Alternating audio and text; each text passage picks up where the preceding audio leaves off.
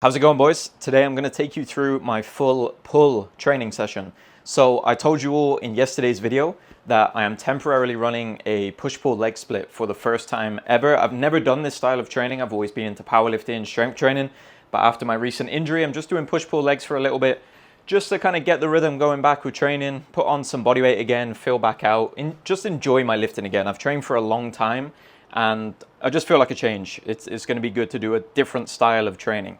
So today I've got a pull session, a back day. It's my pull B session, and you're not going to see any cuffs, any chains, bands, all of this overcomplicated bullshit that you might see on other channels. And I know like scientific or optimal training is like the trend right now. And don't get me wrong, like I'm into science. I've got a master's degree in sports science. My company is very focused on science. But in my opinion, all of that shit has gone way too far the past few months, past few years. You've got people talking about optimal training so much to the point where I feel like the average guy in the gym, maybe you watching this video, you don't know what to do. And it's like you can never fully commit to a training program or actually like get any consistency going because the influencers are changing what they say every day. It's like this is optimal this time, and then this guy's saying this is optimal. And it's like good bodybuilding, even strength training, is so simple, and that's why I try to keep that shit so straightforward on this channel. So I'm going to take you through my pull day. My back has always been one of my strongest body parts, hence why I was probably able to get to a 300 kilo deadlift. And yeah, it's going to be really simple. I'll show you, like, good training does not need to be really complex. Like, it can just be really simple. I'm going to have like 5 movements today. I'll train them really hard. I'll walk you through the session. No bullshit, no fluff. And I'll tell you how you can structure a pull session. If you like this day of training, let me know, and I'll document some of my other training days, okay? So right now I'm just getting ready. Let me show you what I'm doing. So, I don't know how good the angle is going to be here. I don't have a tripod. I had a meal earlier. I had some electrolytes as well in my water. By the way, I'm like really skinny right now. This is the lightest I've been in a long time. I'm weighing about 91 kilos this morning, I think. I think my arms are down like an inch or something. I know it'll come back quickly, muscle memory, all this stuff. But yeah, I had a meal this morning. I had some water with electrolytes. I had a couple of these just to get some more carbs down. And right now, I'm about to do some caffeine. So I got some water. And I've already had like 3 coffees, I think. Like these espresso type coffees, they're pretty strong. So I'm only going to do like half a scoop. But yeah, for those of you who quite often like skip training, or you don't really feel like going to the gym and you just rely on like how you feel, but then you end up being a bit tired from work or whatever, and you don't end up actually going to the gym, I would highly recommend that at home you just mix up your pre-workout and get the pre-workout down, because once it's down, even if you're not changed for the gym, even if you're not sure like fully if 100% you're going to go, once you get the pre-workout down and it hits you, the tingles hit, the energy, you'll end up just going to train anyway. So if you don't feel like training, just make the pre-workout and you'll end up going to train anyway. So I'm going to get this down and we're going to walk to the gym.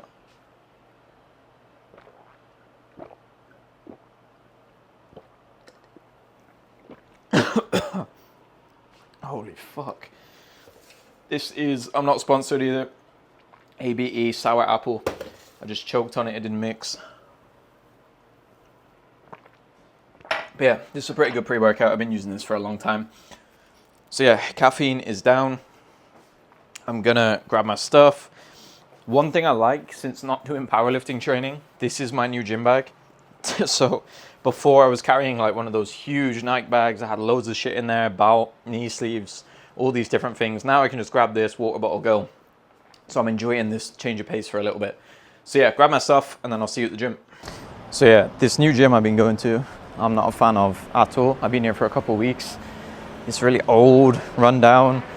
It's pretty shit, but it is what it is. So I'm gonna find a new one soon, I think. Walking here right now. Hopefully it's quiet at this time. So, made it to the gym. I always start with like 5 minutes or something on a treadmill walk, incline walk or something like that, just to get warm, break a sweat, and usually look over the program for the day as well and like get my mind ready to train. More so with like strength type training, like if I got heavy squats and deadlifts and stuff like that, I'll get my mind right. You know, you get like those pre-lift nerves when you're lifting a heavy weight. Look over the numbers for the day, plan what I'm gonna hit. When it's this kind of training, like bodybuilding stuff, like my first movement's lat pull downs. So it's like I don't really need to get hyped up. It's kind of boring. It's more chill sessions. So I'll usually just warm up here, and then I don't even need much of a warm up before the first movement because it's so basic. Just do a few lighter sets, lighter weight, just kind of get a little bit of a pump, feel the target muscle working, and then get into it. First movement, lat pull downs, 3 sets of 8 at RP 8 cap.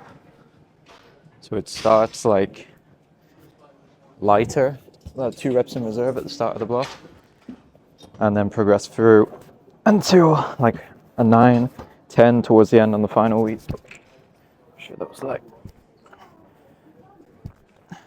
similar to how I do the strength stuff, like 2 reps in reserve week 1, maybe do that for the second week as well, and then RP 9 for a week or 2, end the block at failure, and then restart the cycle basically. And that way you get to touch failure as well as managing fatigue.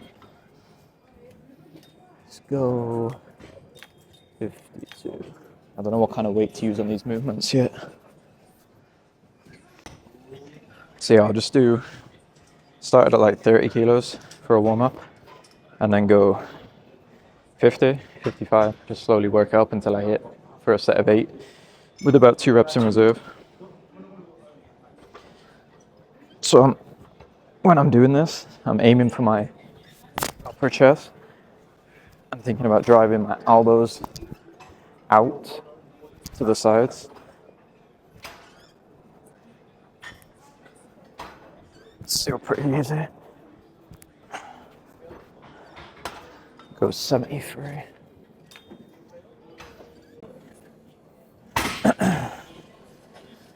Don't worry about the camera, by the way. Yeah, it's all good. Don't worry. Do your thing, though.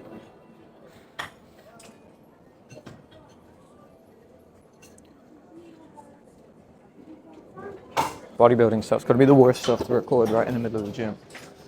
All right, 73 kilos. This should be pretty easy. Just do a set of 4 or 5.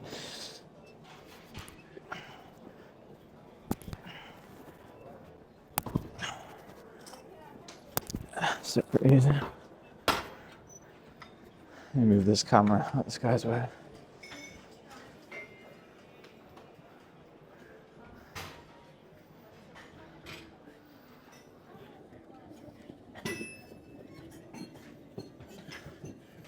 Don't think you can even see me, but it's so good.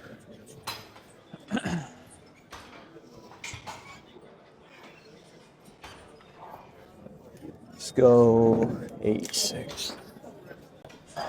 So obviously I still didn't hit a set at an RP 8, nowhere near yet. I'll just keep working up until I hit it.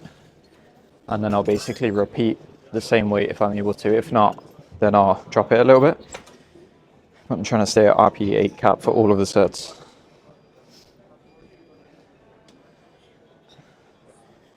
I'm guessing this will be the first working set.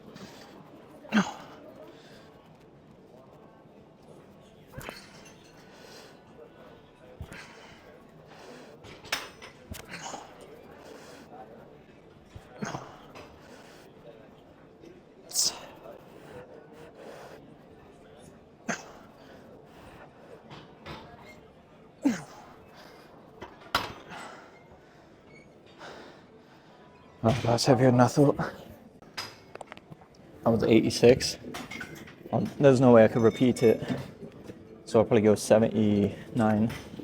It's a little bit too heavy, but for bodybuilding stuff, I don't mind pushing it a bit harder. It's less fatiguing than squat, bench, deadlifts.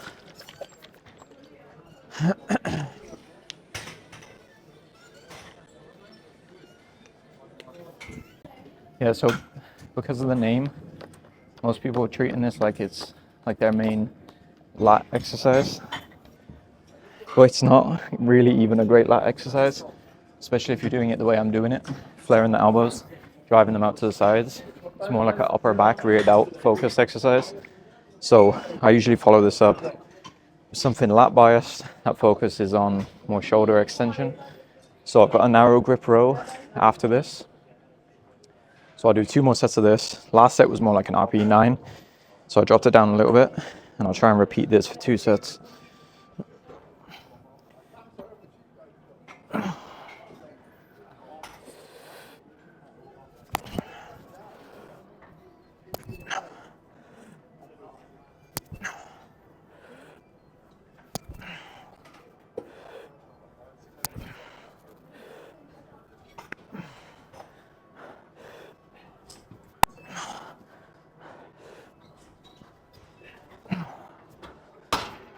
Fuck, it felt just as heavy as the last set.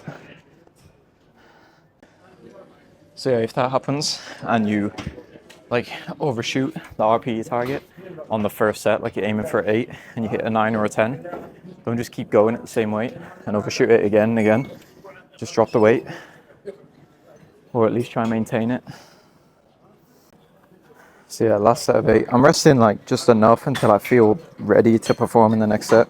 It's usually between like 2 and 3 minutes, less than SBD type stuff, but don't just jump in after 30 seconds because you won't match the reps and defeats the point.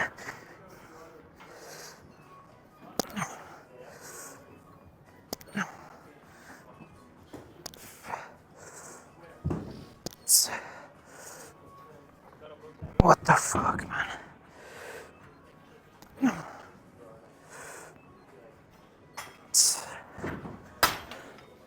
Yeah, so my work capacity is down a lot right now. I'm failing at like rep 5 on less weight. And that's the first thing that goes when you have time on conditioning. All right, let me move on to rows. But yeah, so with the rows, obviously we just did the lat pull down, which, contrary to the name, actually targets a bit more of the upper back, the rear delts and stuff like that.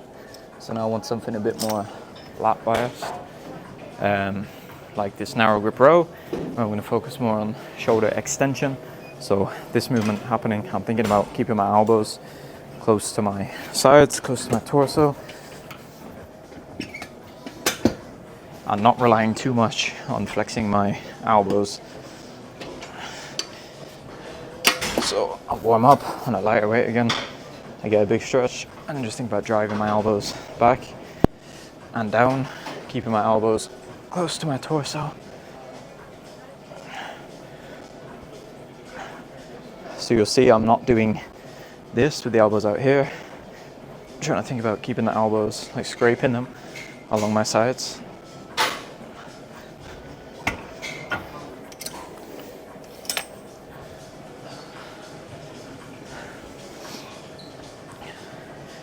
You notice as well, I don't really use straps on my pull days. I know a lot of people like to use straps and they'll tell you to use straps on every movement. To be honest, I think my forearms are one of my more developed muscle groups. I don't know if that's genetics or it's related to just never using straps, but apart from like my secondary deadlifts and stuff like that, I never really use straps. I'll just use chalk. I'm using like a thumbless grip, so I don't wrap my thumb around the handle, and I credit a lot of my forearm growth to not relying on straps. I think some people get into training, rely on them too quickly. Maybe if you're a huge like IFBB pro and you really want to target the back a lot and not your arms, maybe, but I think people throw them on a bit too soon. So I never really use them on pull days.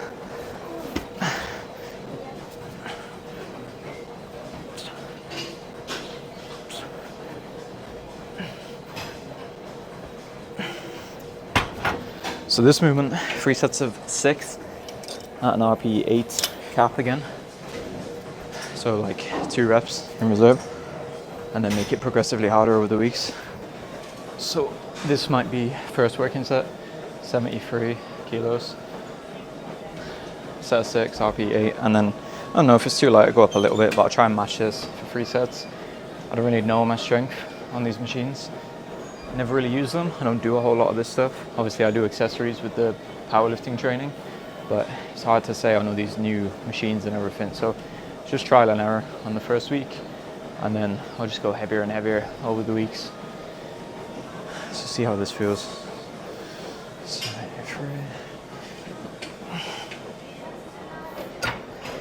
So you notice, like with the technique, I'm not doing like really slow negatives and stuff like that.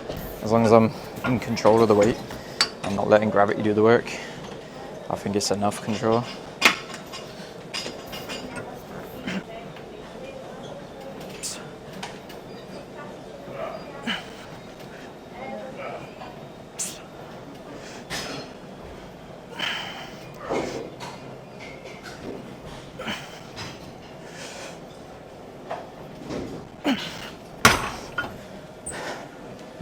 So yeah, that was about an 8. Probably looks easier on video, but once I can get full retraction, I know I'm going to start failing.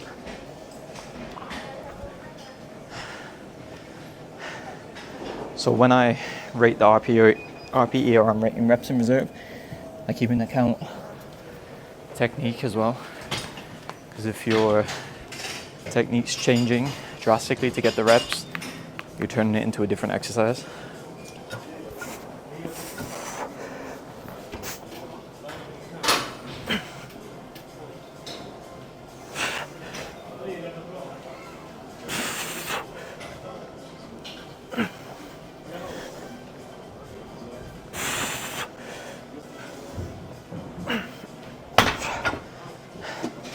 Drop it down for the last set. I'm done. Let me try to get a side angle of these rows without getting everyone else in the video. This last set, 6.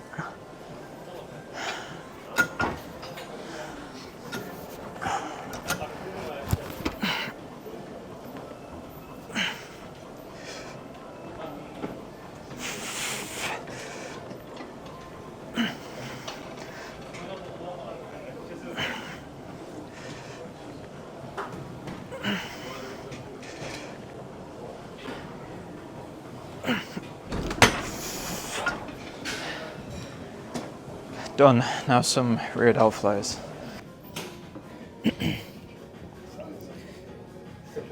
Alright, so rear delt flies next. And these ones, I'd say one of the most common things I see people fuck up on with their technique. Let me try to get a better angle. See there, you can see.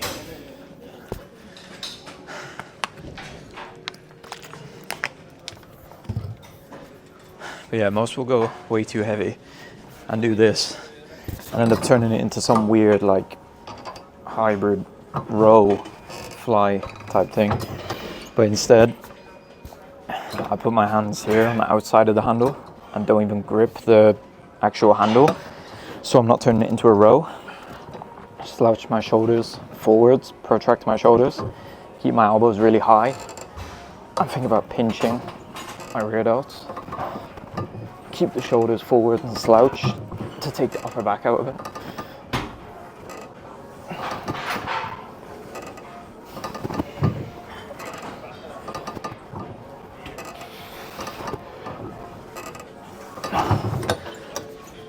So light warm up, this is 3 sets of 10 at RPE 8 again. No idea what kind of weight I should use.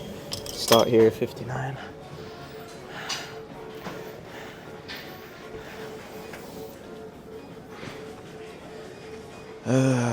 Set this up here.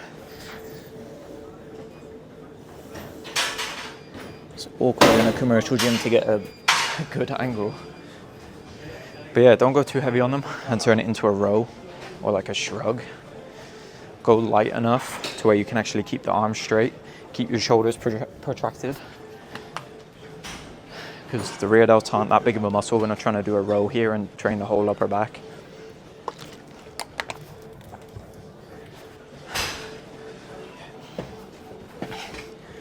So yeah, sit quite high on the seat. Don't grip the handles, just rest the hands. Protract your shoulders forwards and then keep the elbows high.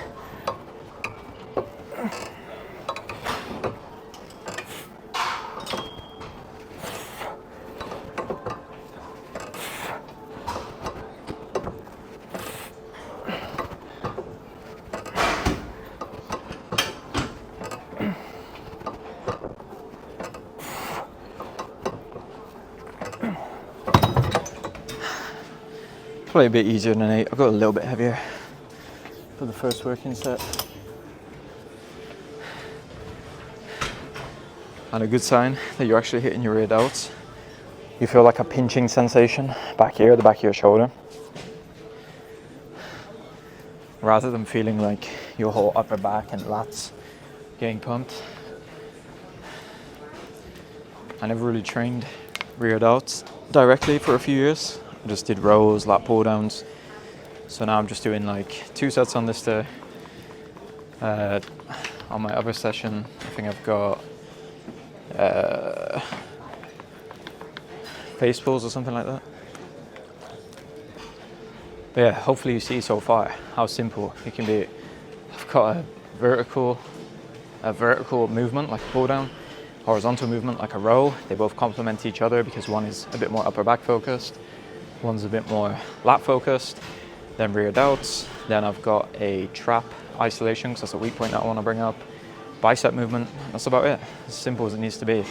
And usually I'll split the sessions up like that. So it'll be like a vertical movement, like a vertical row, a lat pull down, something like that.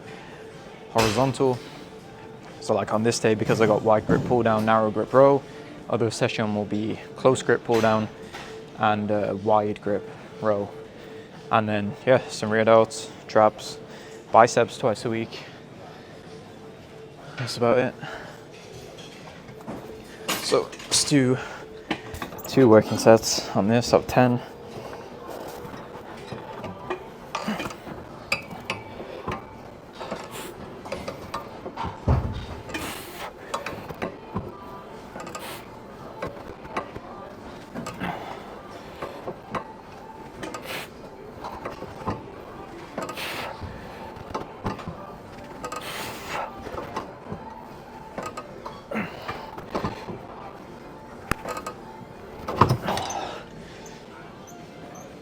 Should be good. One more set. And when you rate like your reps in reserve, RPE, stuff like that, try to avoid doing it based on feelings. So don't do it like that fault, like an 8 out of 10 difficulty, because RPE is not a feeling scale. It's rating reps in reserve. So an 8 should mean 2 reps in reserve, and the reps should get slow, grindy. You should be able to see on video that there's like a noticeable slowdown in the rep speed, not just all that fault difficult. I think people get that wrong with RPE all the time, especially on bodybuilding. When they've got on their program like RP8, RP9 or something like that, they push it until it feels like a 8 out of 10 difficulty, 9 out of 10 difficulty, like they're basing it on the burn, the sensation, rather than reps in reserve. And you want to judge it based on reps in reserve. So an 8 needs to be 2 reps in reserve. There should be like a noticeable slowdown in the speed of the rep. Not just, oh, it feels hard, that burnt a lot. Because even when it burns, you can probably do a whole lot more reps.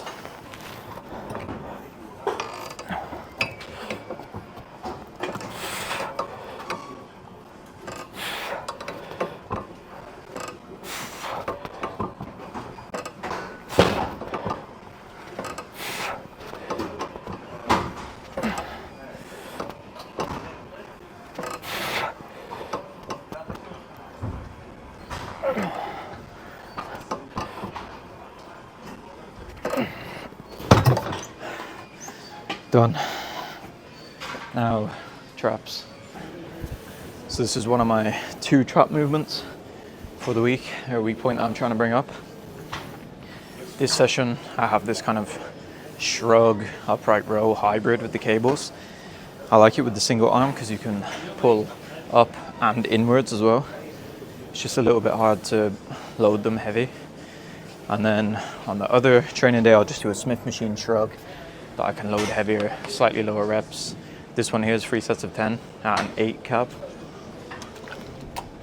But yeah, try it out if you haven't before. So I'll just take the handles, take like a bit of a step back, just some distance between the cable, stretch, and then think about bringing the elbows as high as you can. Shoulders to your ears.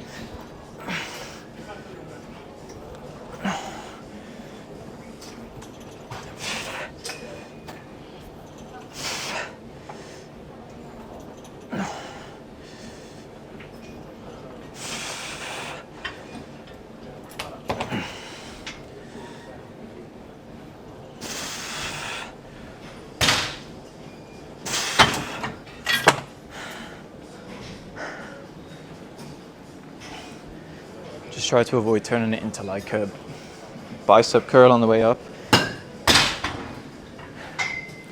Like most of the movement should come through your shoulders elevating rather than the arms bending.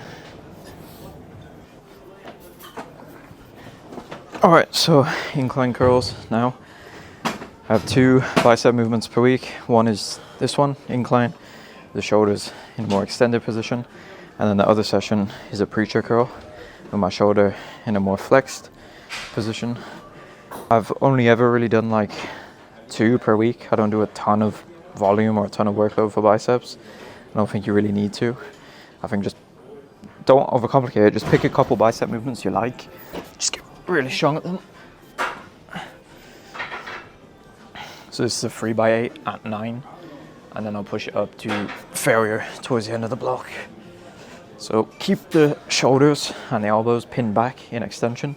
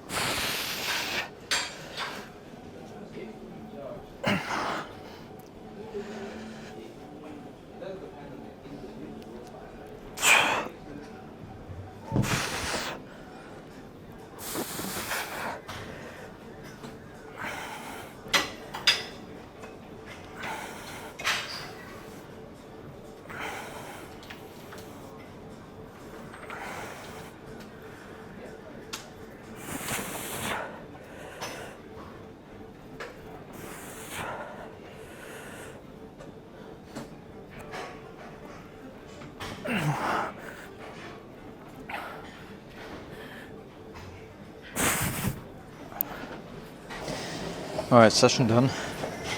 End of today's session, I'll do 20 minutes incline walk. It's like 5 speed. I just add it on both pull sessions just to try rebuild my work capacity. I'm pretty unfit right now. I want to recomposition a little bit because obviously I've lost some muscle, gained some body fat. So add this in on top of the training, get my protein back up, start pushing the training hard again, and I should recomposition. Physique should start to change. Obviously I'll do this push-pull legs block for like a block or 2, maybe like 4 weeks, 4-week blocks, 2 blocks, and then back into actual like structured strength training, powerlifting focused stuff. I'll be squatting, benching, deadlifting more frequently again, get back to my old numbers. It's probably going to take a few blocks now that my back's like pretty much 100%. Obviously there's going to be some hesitation on deadlifts and stuff like that, but I should be able to get back to like 5-6 plates, 220 to 260 kilos within, I think, like 3 blocks, 5-week blocks, 4 to 5 week blocks, depending on how I do. But yeah, pretty chill session today. Couldn't speak through all clips. It's pretty busy in here. I don't want to get people on the camera. But yeah, I'll finish this up now, go back, get a meal in, and then if you like these kinds of videos where it's like a full training session, let me know and I'll do more. I'll record my push day or the leg day, and then I'll start documenting my return back to like actual training. So yeah, thank you for watching. Until next time, catch you in the next one. So that was my first like mic'd up kind of gym content. It's not my usual thing, and it's a little bit awkward here in the UK in public gyms because it's not as common as in the US. Not too many people are doing it. This is a pretty busy gym as well, and I want to avoid like getting people on the camera and kind of talking to a mic in the middle of the gym is just a little bit awkward. So if there's any parts where it's a bit quiet or I wasn't speaking over clips, it'll improve over time. I'll do more of these vlog style videos. If you enjoyed it and you want me to do more, like you want to see my push day, my leg day, you want me to start properly vlogging my actual strength training and my powerlifting stuff, once I get back to that side of things. Let me know in the comments. If you've got any questions on the training session, like why it's set up a certain way, why I'm doing a certain exercise or a particular technique, let me know in the comments and I'll get back to you. Thank you so much for watching. If you want a free training program to run, I'll put one on screen that you can go and follow. If you want a paid program, or you want me to literally write your program for you and I will tell you exactly what to do to get strong, click one of the links in the description. You can hire me as your personal strength coach or take my strength course. So again, thank you so much for watching, and until next time, I'll catch you in the next video.